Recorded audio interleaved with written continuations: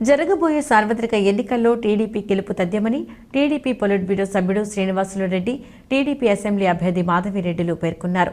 ఆదివారం కడప పట్టణంలోని 25వ డివిజన్లో ప్రముఖుల ఆత్మీయ సమావేశం నిర్వహించారు. ఈ ఆత్మీయ సమావేశంలో దాదాపు బలిజ సామాజిక వర్గానికి చెందిన 200 కుటుంబాలు టీడీపీలో చేరారు. గతంలో 3 సార్లు కౌన్సిలర్గా, కార్పొరేషన్ మెంబర్గా పోటీ చేసిన బండి బాబు, వారి సతీమణితో పాటు మరికొందరు ప్రముఖులు టీడీపీలో చేరారు.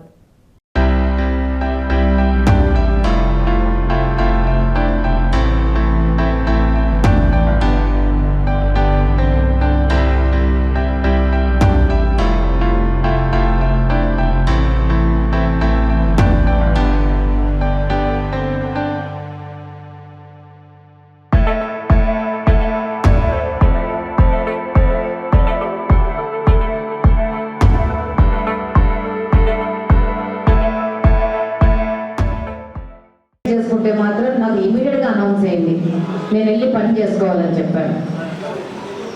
ఆయన నన్ను ఇంకొక 6 నెలలు ఉంది దానికి అవకాశం ఉంటుంది.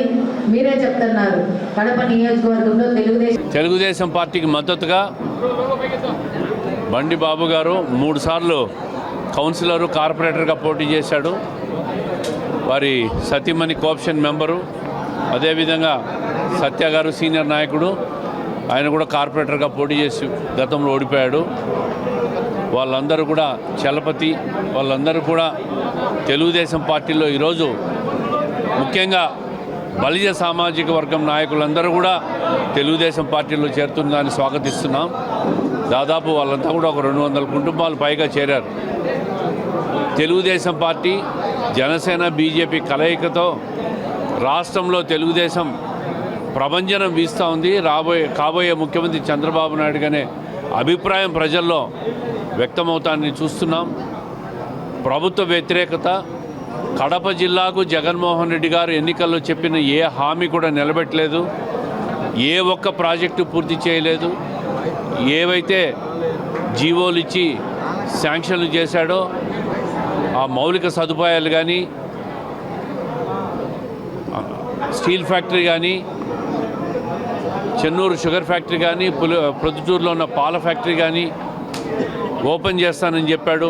నందలూరులో ఆల్విన్ కూడా ఏర్పాటు చేస్తామని చెప్పిన ఈ ముఖ్యమంత్రి గారు ఎన్నికల్లో 5 సంవత్సరాల తర్వాత కడప ప్రజలకు 3 పంగనామాలు పెట్టాడు.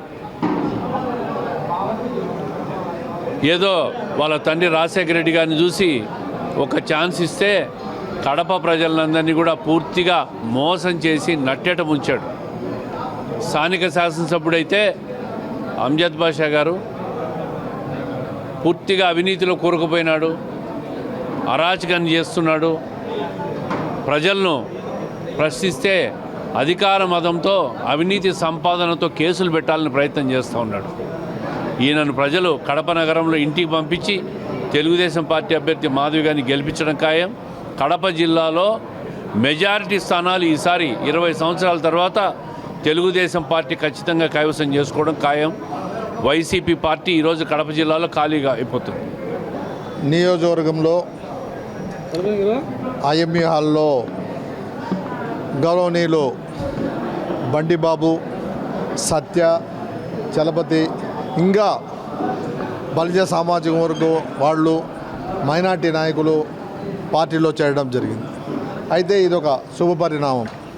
అందరూ కూడా చంద్రబాబు నాయుడు గారు, పవన్ కళ్యాణ్ గారు, మోడీ గారి నాయకత్వంలో ఈ రాష్ట్రంలో ఈ జగన్మోహన్ని తరిమి కొట్టాలి, ఈ రాష్ట్రంలో ఈ జగన్మోహన్ని దోచుకోవడం తప్ప ఇంకోటి ఏం లేదు.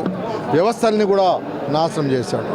ముఖ్యంగా కడప నియోజకవర్గంలో దాదాపు 55,000 మంది బలిజలు ఉంటే కనీసం ఒక కార్పొరేటర్ టికెట్ కూడా ఇవ్వలేదు. అయితే కొంతమంది ఇంకా అమాయకులు ఆ పార్టీలో ఉండొచ్చు, వాళ్ళు కూడా ఒకటే విన్నవిస్తున్నా, మనకు ఎవరైతే న్యాయం చేస్తారో, సామాజిక న్యాయం జరుగుతుందో ఆ పార్టీలో ఉంటే అందరూ కూడా మేలు జరుగుతుంది. ఏదో మీకు ఇస్తారని మీకు ఇవ్వరు, దీంట్లో ఏమాత్రం కూడా అనుమానం లేదు. కాపులకు ఏమాత్రం కూడా న్యాయం చేసింది ఒక చంద్రబాబు నాయుడు తప్పి. ఈరోజు కూడా నేను ఒకటే ఛాలెంజ్ చేస్తున్నా, ఎవరైనా సరే కాపులకు మేము చేసినాము ఏ పార్టీ కూడా చెప్పడానికి వాళ్ళకి హక్కు లేదు, ఒక చంద్రబాబు నాయుడు తెలుగుదేశం పార్టీకి తప్ప. కాబట్టి మేమందరం కూడా తెలుగుదేశం వైపు ఉన్నాం. అందరూ కూడా కాపులు బలిజలు అందరూ కూడా తెలుగుదేశం పార్టీని మా మాధవిరెడ్డిని గారిని అత్యంత మెజార్టీతో కడప నియోజకంలో ఒక డైనమిక్ లీడర్ అనౌన్స్ చేయడం జరిగింది. కాబట్టి తప్పకుండా ఆమెను ఎమ్మెల్యే చేస్తామని చెప్పి తెలియదు.